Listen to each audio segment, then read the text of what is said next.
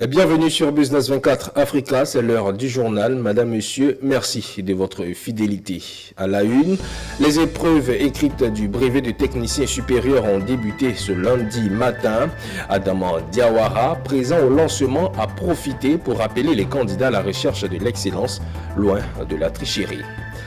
Vous le verrez, 15 chercheurs et enseignants-chercheurs ont reçu leur diplôme, et cela après 3 semaines de formation en ligne en présentiel au pôle scientifique de Benjerville. Pour renforcer la protection des enfants contre le paludisme, le ministère en charge de la Santé a procédé au lancement national de vaccination antipaludique, couplé à l'intensification de la vaccination de routine qui a débuté ce 14 juillet à Tiasalé. Et les meilleurs acteurs de médias du district autonome du Zanzan ont été distingués à l'occasion de la 11e édition des Oscars de la communication du Zanzan. Les détails, c'est tout de suite. Très tôt ce matin, lundi 14 juillet, les candidats au BTS ont démarré les épreuves écrites. Elles ont été lancées au lycée moderne de Cocody en présence du ministre de l'Enseignement supérieur et de la Recherche scientifique. Occasion pour Adama Diawara d'inviter les étudiants à la recherche de l'excellence, loin de la tricherie. Le rapport de Enis Bougou. Lycée moderne de Cocody, ce lundi matin, tous les candidats au BTS, brevet de technicien supérieur, se conforment au protocole sécuritaire avant d'avoir accès au centre. Les enseignants sont à leur poste. Toutes les dispositions ont été prises afin que ces épreuves se déroulent dans les meilleures conditions. Aux alentours de 7h30 minutes, après quelques conseils aux candidats, le ministre de l'Enseignement supérieur et de la Recherche scientifique, Adama Diawara, procède au lancement officiel des épreuves par la distribution des copies. Effectivement, nous venons de procéder au lancement des épreuves écrites du BTS session 2025. Alors, cette année, nous avons en tout 134 centres, dont 94 à Abidjan et 40 à l'intérieur. Alors, le nombre de candidats, pour revenir à votre question, cette année, nous avons exactement 54 145 candidats, dont 40,5% en filière industrielle et 59,5% en filière tertiaire. Et les résultats sont attendus pour le 14 août 2025. Quel message je lance? Le premier message, c'est de demander aux différents candidats de tourner le dos à toute forme de tricherie, à toute forme de fraude, parce que les surveillants veillent au grain. De toute façon, ils doivent se concentrer sur ce qu'on leur donne, dans la mesure où les épreuves portent sur des leçons qu'ils ont déjà vues en classe. Alors cela dit, je leur souhaite bonne chance et je souhaite, j'espère, et honnêtement, je n'ai aucun doute là-dessus, c'est que les résultats de cette année soient meilleurs par rapport à ceux de l'année dernière. Parce que l'année dernière, je vous signale que nous avions eu un taux de réussite de 38,39%, ce qui n'était pas fameux. Donc cette année, avec l'espoir que nous ferons mieux. Après plusieurs mois de préparation, notre candidate reste confiante pour la suite. En ce qui concerne l'épreuve de ce matin, je suis un peu stressée, mais je crois bien que ça ira avec le temps. Les épreuves écrites se tiennent du lundi 14 juillet 2025 au samedi 19 juillet 2025. Les épreuves pratiques suivront du lundi 21 juillet au vendredi 25 juillet. Et nous restons toujours dans le volet éducation. L'ONG aide à la formation professionnelle et des métiers aux orphelins et enfants démunis. Prend rendez-vous le 26 juillet 2025 à Abidjan pour la première édition des Awards de l'éducation et de la formation. Une cérémonie qui vise à célébrer non seulement l'excellence scolaire, mais aussi les efforts silencieux de nombreux acteurs œuvrant dans le secteur éducatif, souvent dans des conditions difficiles. La conférence de presse est déroulée au plateau le jeudi dernier, était présente à Mikoro. À quelques semaines de l'événement, le président de l'ONG AFP Moed aide à la formation professionnelle et des métiers aux orphelins et enfants démunis a animé une conférence de presse pour présenter les objectifs de cette initiative. Créée en 2021, l'ONG œuvre à la promotion de la formation professionnelle, de l'apprentissage et vient en aide aux orphelins, aux familles vulnérables et aux établissements scolaires. Dans la droite ligne de sa mission, l'ONG veut, à travers cette cérémonie, mettre en lumière tous les acteurs du monde éducatif. La particularité des avoirs de l'éducation-formation de Côte d'Ivoire est que nous n'allons pas seulement récompenser les excellents, c'est-à-dire les meilleurs. Voilà, les meilleurs. Là, c'est vrai que le premier axe, c'est l'excellence, mais le deuxième axe, c'est la reconnaissance. il y a certains qui ne sont pas meilleurs, mais qui vivent dans des conditions difficiles, mais qui font l'effort d'avoir de très bons résultats. Du côté du jury, c'est le Dr Kofi Frank, président du comité, qui a précisé les 10 catégories de récompenses retenues pour cette première édition. Pour les différents prix, nous avons retenu 10 pour l'instant. On peut l'extrapoler jusqu'à 15 selon réellement les informations qui nous parviendront. Donc le premier prix, il y aura du moins un prix pour la catégorie CEP, un deuxième prix pour la catégorie BPC, un troisième prix pour la catégorie BAC, un quatrième prix pour l'OPSI, notamment l'organisation des parents, élèves et étudiants du Côte d'Ivoire. L'objectif à long terme est d'élargir les distinctions à 15 catégories selon les informations et profils reçus. Ces prix visent à encourager les initiatives éducatives locales, valoriser le mérite et rendre hommage à ceux qui, souvent dans l'ombre, participent à la formation des jeunes générations. Rendez-vous est donc pris pour le 26 juillet 2025 à Abidjan. Je vous le disais, 15 chercheurs et enseignants-chercheurs de l'université Félix Houphouët-Boigny de Cocody, de Nangui-à-Brogoua et d'instituts de recherche ont reçu leur diplôme après 3 semaines de formation en ligne et présentielle au pôle scientifique de Bergerville. Ces sessions visaient à renforcer les capacités des auditeurs et leur permettre de mieux structurer leurs projets d'innovation et aboutir à leur exécution. Michel Brou.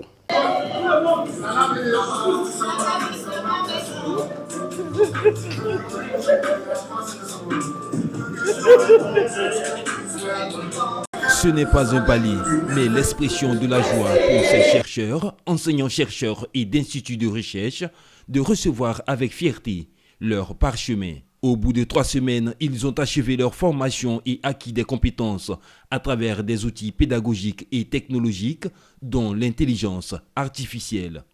Un programme riche en apprentissage conçu pour leur permettre de mener à terme leurs différents projets innovants. Une fois tu penses que tu as mieux écrit tes projets, ça revient négatif.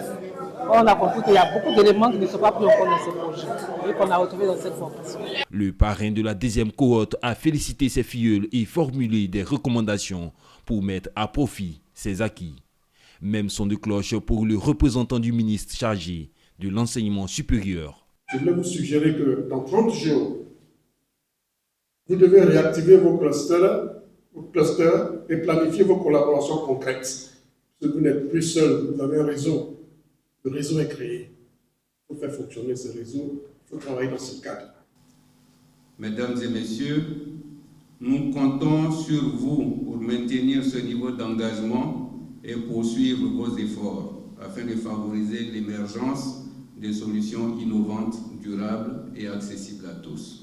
Le coporteur du programme a formulé le vœu de parvenir à la création d'un laboratoire d'innovation. Ils sont partis avec des outils d'IA, tout ce qui va leur permettre d'avoir des informations, voir au niveau de leur projet ce qui a été fait, ce qui n'est pas fait et ce qu'ils peuvent contextualiser en Côte d'Ivoire pour changer la vie des populations ivoiriennes. La session de formation des chercheurs a débuté depuis le 23 juin 2025 et s'inscrit dans le cadre du programme structurant dédié à la collaboration innovante dans la recherche en Côte d'Ivoire du projet PSF-CIRCI 2024-2025.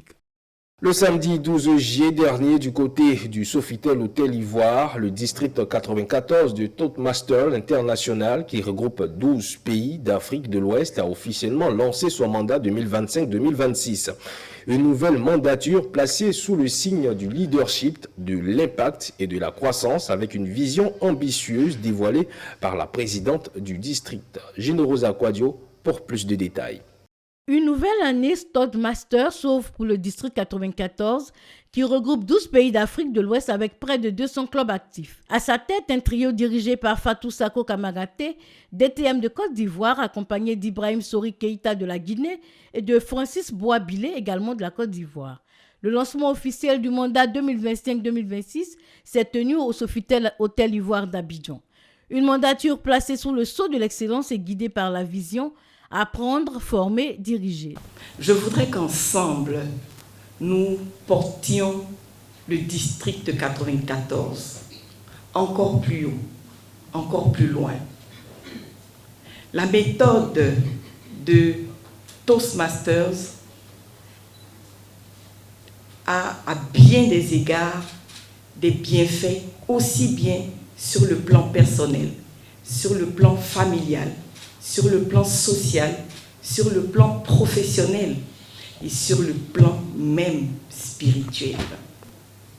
Les valeurs que défendent cette organisation sont celles qui permettront à notre société et au monde entier d'aller toujours de l'avant. Structuré en 9 divisions et 46 secteurs, le Toastmasters District 94 bénéficie du soutien d'entreprises majeures comme la BAD ou la BOAD.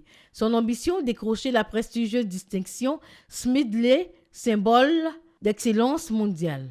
À l'instant où je vous parle, notre district figure parmi les premiers des 131 districts au monde. Faisons en sorte que lorsqu'on pense leadership, on rêve Toastmasters. Faisons en sorte que lorsqu'on dise communication, on pense à Toastmasters. Toastmasters District 94 donne ainsi le ton pour un mandat ambitieux. Cette mandature entend faire de Toastmasters District 94 un levier pour le développement personnel, professionnel et communautaire en plaçant la parole et le leadership au cœur de la transformation individuelle pour le rayonnement de l'Afrique. Autre information, le centre de formation biblique Living Water a procédé à la remise de diplôme de la 28e promotion de ses étudiants baptisés les Langues de Feu, composés de 61 impétrants. Cette cérémonie marque l'aboutissement de 2 années de formation approfondie sur les principes bibliques visant à faire d'eux des ouvriers qualifiés et efficaces pour l'œuvre du Seigneur. Dans le même élan, 49 étudiants de première année ont reçu leur certificat, témoignant de leur engagement dans ce parcours spirituel et académique. Après 2 années d'apprentissage intense, 61 impétrants du centre de formation biblique Living Water Ministry ont reçu leur diplôme. Une cérémonie empreinte de ferveur, de reconnaissance, mais surtout d'engagement spirituel. Revêtus de leur toge rouge, symbole d'accomplissement et de consécration, les 61 diplômés de la 28e promotion de Living Water Ministry, en présence de leurs familles, amis et proches, ont tenu à être témoins de ce moment d'honneur et de foi. Je suis vraiment heureuse, satisfaite d'avoir ce diplôme. Je crois que Dieu, dans son infinie bonté, dans sa grâce, va nous soutenir, va me donner la force, va me donner véritablement le feu, comme on l'a dit. Nous sommes la génération langue de feu pour que véritablement il puisse exercer son métier. L'école Living nous a transmis des valeurs qu'on ne connaissait pas auparavant. Étant dans cette école, l'école est venue ouvrir vraiment notre esprit. Baptisée les Langues de Feu, cette 28e promotion a été instruite sur le thème « Qui Dieu veut-il utiliser pour son réveil ?» Un enseignement délivré par le directeur national du centre de formation, le révérend Techi Ghislain. L'intérêt, c'est de rassembler tous nos étudiants et leur communiquer la vision de Dieu en ce qui concerne l'école et aussi les temps dans lesquels nous sommes dans les derniers temps. Et qu'est-ce qu'il faut pour l'étudiant sortant ou l'apprenant de la parole de Dieu. Lançons un appel à toute personne qui désire connaître Dieu, apprendre les principes de Dieu. Ces personnes sont bienvenues, pas forcément pour être pasteur, mais pour sa propre connaissance, pour sa famille, ses affaires, sa nation. On a besoin de connaître Dieu. Parallèlement à cette cérémonie, 49 étudiants de première année ont reçu leur certificat d'études bibliques. Dans une atmosphère fraternelle et symbolique, le flambeau leur a été transmis par leurs aînés, dans un geste de continuité et d'encouragement. Des hommes et des femmes désormais aguerris à la parole et aux œuvres du Seigneur. Living Water Ministry confirme ainsi son engagement pour la formation spirituelle de qualité au service de l'Évangile. Les Les talents, leviers majeurs de performance, c'est le thème de la 12e édition des ASCOM, entendez AS de la communication, du marketing, des médias et de l'événementiel, qui a eu lieu récemment à Abidjan. Les ASCOM visent à mettre la communication au cœur de la stratégie de développement des agences, des entreprises, des collectivités et des institutions. La conférence inaugurale et la remise des prix aux lauréats ont été des temps forts de cette édition. Le résumé de ce rendez-vous avec Pierre Tebeu. Cette édition a une fois de plus mobilisé les grands noms de l'événementiel, de la communication ou encore du marketing en Côte d'Ivoire. Maktar Silla, Aurélie Jarry, Seynabou Diassal, Yves Dembella, Honora Deyedan et bien d'autres venus de la sous-région. Les talents, leviers majeurs de performance est le thème qui a mobilisé l'auditoire ce 10 juillet 2025. La gestion des talents reste un investissement stratégique qui permet aux entreprises d'optimiser leur potentiel humain et d'atteindre leurs objectifs de performance de manière plus efficace. J'ai dit ce matin, je pense que la première richesse du continent africain, c'est son capital humain. En raison de notre démographie, avec une population en général selon les pays de 70 à 77% qui ont 35 ans et moins. Donc un véritable dynamisme, une véritable vitalité. Également un continent qui a des richesses naturelles extraordinaires. Et le véritable challenge aujourd'hui, c'est comment faire pour que ce capital humain soit renforcé, soit formé, pour que l'Afrique se prenne en charge. Je pense que le thème des talents sur lequel on nous a demandé d'intervenir pour cette édition 2025 à Abidjan des ASCOM, c'est un thème qui est important. Important pour deux raisons essentielles. La première, c'est que l'Afrique regorge de talents. Elle regorge de créativité, elle regorge d'inventivité. Et je pense qu'on doit aujourd'hui se célébrer, valoriser ce génie créatif que nous avons. On a une population qui a grande majorité, à très grande majorité, qui a moins de 25 ans. Et c'est très important qu'ils puissent saisir l'opportunité que peuvent offrir les métiers de la communication pour pouvoir se créer un destin. On a besoin d'avoir plus d'acteurs qui soient suffisamment formés, suffisamment outillés pour amplifier, pour améliorer la résonance des messages des acteurs qui sont en train de faire les choses. On parle de plus en plus aujourd'hui de souveraineté, mais en réalité, avant de parler de souveraineté économique ou politique, il faut impérativement parler de souveraineté au niveau du narratif. Est-ce que les Africains aujourd'hui sont en capacité de pouvoir driver et écrire leur propre récit? Est-ce que les leaders africains sont en mesure de pouvoir orienter et partager leur récit de ce qui se passe et de ce qui doit se passer sur le continent africain? Je pense que c'est là le vrai chantier sur lequel nous devons tous et toutes nous appliquer à intervenir. À cette édition, comme dans les précédentes, la journée s'est poursuivie avec la remise de distinctions à une quarantaine de lauréats. D'abord, c'est une fierté. C'est aussi une reconnaissance de tous nos efforts, tout notre travail au sein de l'entreprise. Et aussi, ça nous montre qu'on continue en marche dans la vision du directeur général, M. Ibrahima Koné. Donc, de par sa voix, nous sommes très honorés de recevoir ce prix aujourd'hui. L'émotion était encore plus grande parce que c'est un maître dans le domaine qui m'a remis le prix, Maktar, l'ancien directeur de TV5, le premier noir, et me remettre ce prix-là, effectivement, il y avait beaucoup d'émotions. Le promoteur des ASCOM a salué l'esprit de cette édition. Si on parle de communication, c'est un métier noble, c'est les enfants de pub. Donc c'est à cela que je rêve de faire revenir la profession. Donc qu'est-ce qu'on a fait, qu'on fait pour la 12e édition? Mettre au cœur de cette 12e édition ce qui a servi de référence, ce qui a fait les beaux jours de la profession. La 12e édition des As de la communication, du marketing, des médias et de l'événementiel a refermé ses portes ce 10 juillet 2025 à Abidjan avec une ambition, celle de poursuivre la promotion des valeurs africaines. Nous partons à présent pour une conférence de presse au ministère de la Santé, de l'Hygiène publique et de la couverture maladie universelle. L'objectif est de renforcer la protection des enfants contre le paludisme à travers le lancement national de vaccination antipaludique couplé à l'intensification de la vaccination de routine. C'était ce 14 juillet à Tiasalé que cette campagne a débuté. Alain Toua nous donne plus de précisions. Le vaccin contre le paludisme est sûr, efficace et gratuit. La vaccination, qui est une protection, est également un droit pour l'enfant. un devoir pour les parents et une priorité pour l'État. La résistance des vecteurs aux insecticides a considérablement augmenté dans des districts sanitaires, passant de 25% à 80%, réduisant ainsi l'efficacité des méthodes traditionnelles de lutte antivectorielle. Face à cette réalité, l'introduction du vaccin se veut une réponse puissante, complémentaire aux outils existants. Le lancement officiel aura lieu le lundi 14 juillet 2025 en Zianois, dans le district sanitaire de Tiasalé. Mesdames et messieurs, du 14 au 24 juillet 2025 sur toute l'étendue du territoire national. Au programme, il y aura le renforcement de la vaccination de routine des enfants de 0 à 23 mois, y compris le paludisme, et le rattrapage vaccinal ciblé pour les enfants de 2 à 5 ans. Et au cours de la vaccination, déjà le suivi se fait.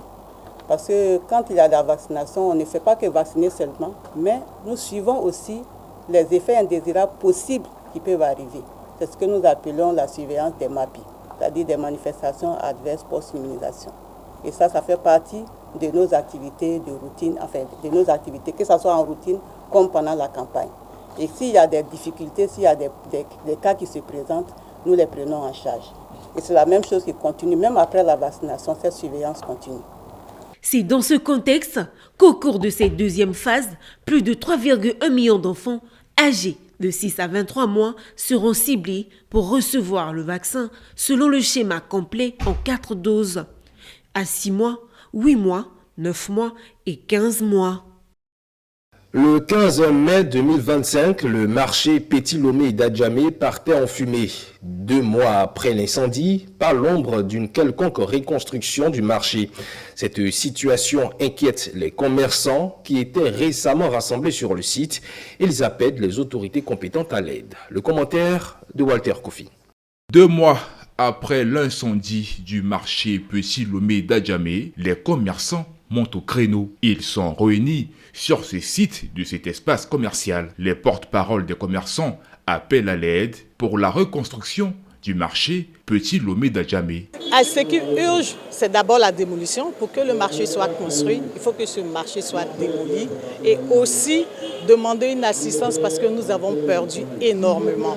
Nous avons perdu, comme nous avons dit, pour certaines qui se trouvent même dans la rue pratiquement parce que nous ne savons pas vers qui nous retourner. Donc nous demandons que nous soyons dédommagés si cela est possible en nous soutenant pour qu'on puisse encore acquérir des marchandises pour pouvoir intégrer le nouveau marché qui sera construit très bientôt. Nos craintes, c'est-à-dire qu'on ne souhaiterait pas que le marché reste dans cet état-là. Nous avons 2 périodes de vente dans l'année. Nous avons le mois de décembre et le mois du Ramadan. Le mois de décembre approche à grands pas. Si rien n'est fait, vraiment, c'est les familles qui vont se retrouver dehors. Aujourd'hui, ce lieu est devenu un lieu de prostitution. C'est devenu un lieu de fumoir, Donc nous crions vraiment les autorités qu'ils viennent nous aider, qu'ils viennent vite pour réparer ce sinistre-là pour nous. Pour rappel, près de 1000 commerçants, vendeurs et travailleurs du Petit Lomé d'Adjamé ont vu leur quotidien basculer depuis le 15 mai 2025, date de l'incendie. Depuis, les commerçants revendiquent des doléances, notamment la construction urgente du marché Petit Lomé d'Adjamé et la mise en place de sites provisoires sécurisés. À Divo, une nouvelle ère s'ouvre pour les producteurs de café de cacao de Côte d'Ivoire. En effet, récemment, suite à la récente tournée d'audit dans les zones de production, 2 structures candidates étaient en lice pour représenter le collège des producteurs au sein de l'OIA. L'ONPCC-CI s'est distingué par sa meilleure organisation, sa capacité d'action et sa représentativité. Un avantage déterminant qui a conduit à son choix pour diriger la filière. Théodore Kanga. À la suite des résultats d'une enquête menée par le cabinet JADES qui classe l'ONPCCI comme meilleure organisation des producteurs de Côte d'Ivoire avec un taux de satisfaction de 63,12% parmi les producteurs, une assemblée générale extraordinaire s'est tenue le samedi 12 juillet 2025 à Divo. Objectif, procéder à la désignation des délégués et administrateurs de l'organisation. Notre objectif, c'est pour mettre tous les planteurs, tous les producteurs ensemble. On invite les exportateurs, les broyeurs, les planteurs, tous ceux qui sont dans les chaînes de valeur, pour qu'on se retrouve pour faire un atelier, pour aider nos planteurs.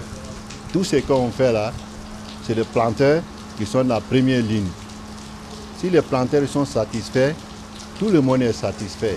Ce sont 52 délégués et 16 administrateurs qui ont été désignés lors de ces assises. Le premier vice-président Doua Blondé Obed a profité de l'occasion pour présenter les grandes lignes du plan d'action prioritaire de l'ONPCCI axé sur la représentativité, la transparence et la défense des intérêts des producteurs. Vous comprenez que désormais, les questions de distribution de produits phytosanitaires seront directement en direction des producteurs.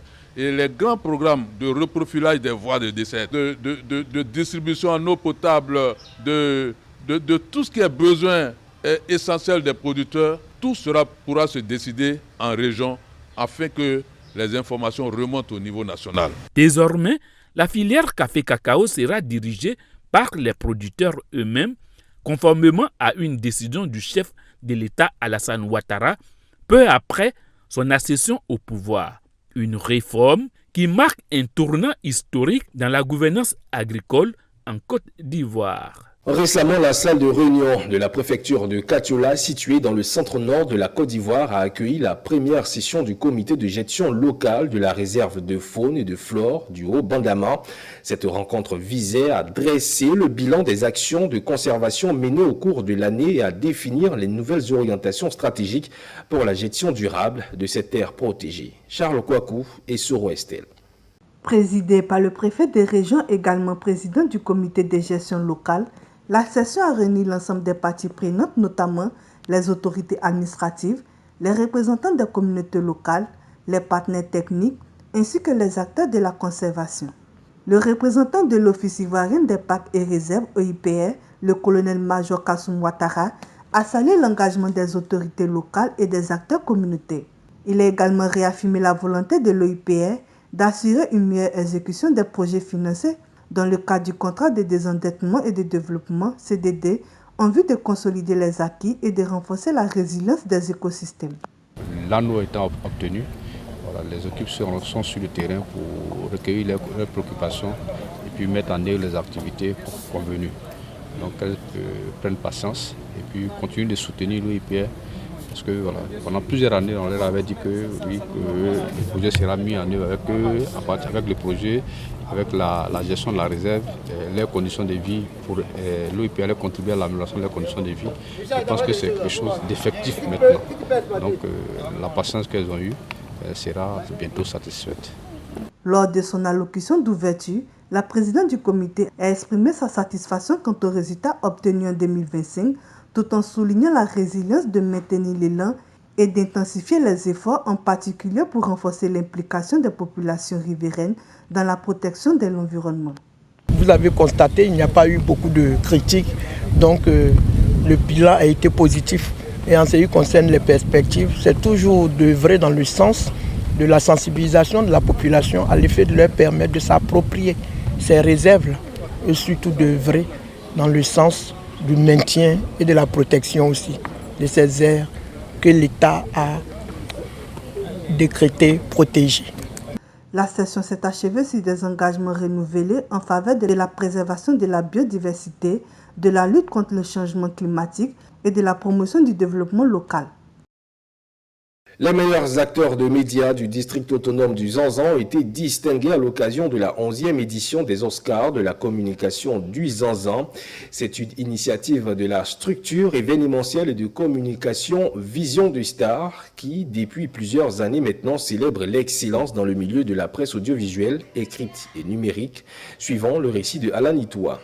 Hôtel de ville de Bondoukou, ce soir, les meilleurs journalistes et acteurs des médias du district autonome du Zanzan dans les secteurs télé et radio, presse écrite, écrivains et créateurs de contenus digitaux ont été honorés à l'occasion de la 11e édition des Oscars de la communication du Zanzan. Initiative de la structure de communication et événementielle Vision de Star qui célèbre tous ces acteurs du monde des médias qui œuvrent à faire rayonner le métier de la presse dans le district autonome du Zanzan. Nous avons décidé de rendre plus professionnels les journalistes en région, primer les meilleurs d'entre nous, ressortissants de la région du Gontou et du Bonkani, afin d'aiguiser leur professionnalisme dans le métier. Parmi les distingués, Anissé Kouadio, journaliste correspondant du groupe Business 24 Africa dans le Gantougo, qui remporte le prix du meilleur journaliste, reporter télé. Jean-Claude Comé, de la radio de la paix, soulève le prix du meilleur rédacteur radio. Et Krou Patrick, quant à lui, repart avec 2 distinctions, à savoir meilleur journaliste presse écrite et le super prix du meilleur journaliste du Gantougo de l'année 2025. Une immense fierté que le travail que nous avons abattu soit reconnu donc par nos pairs au niveau régional. Je voudrais dédier ce trophée à mes patrons, à toute la rédaction. Ce trophée, nous pensons qu'avec cette distinction, ça va nous stimuler davantage à toujours garder le cap de l'excellence et à faire mieux pour les éditions à venir. Je suis très honoré de cette distinction de ce soir. Une reconnaissance dans ma région, ça me va droit au cœur. Soirée de distinction des professionnels de médias du district autonome du Zanzan a enregistré le soutien de l'Union nationale des journalistes de Côte d'Ivoire. Le président Jean-Claude Koulibaly félicite les nominés des Oscars du Zanzan, qu'ils fassent leur métier avec professionnalisme et beaucoup de rigueur, surtout que nous sommes à la veille des élections. Remercie l'initiateur de cet événement qui met en lumière les journalistes de la région. Outre les meilleurs journalistes et communicateurs célébrés, les meilleurs acteurs de développement de la région ont été également distingués. Parmi eux, le parrain de l'événement, le ministre d'État Kobenon Kwasi Adjoumani, qui remporte le prix du meilleur acteur de développement du Gantougo. Lorsqu'on a des gens qui travaillent à la promotion, que ce soit culturelle, économique, d'une région, il faut les encourager. C'est pourquoi le ministre d'État a décidé donc d'associer son image aux Oscars de la communication parce que c'est une manifestation qui fait la promotion de notre région. Ces Oscars de la communication du Zanzan 2025 se sont déroulés sous le thème « Journalistes et acteurs des médias, tous engagés pour des élections apaisées ». Et c'est ici que nous mettons un terme à cette édition. Merci à vous de l'avoir suivi. Le programme se poursuit sur Business 24 Africa. D'ici là, portez-vous bien.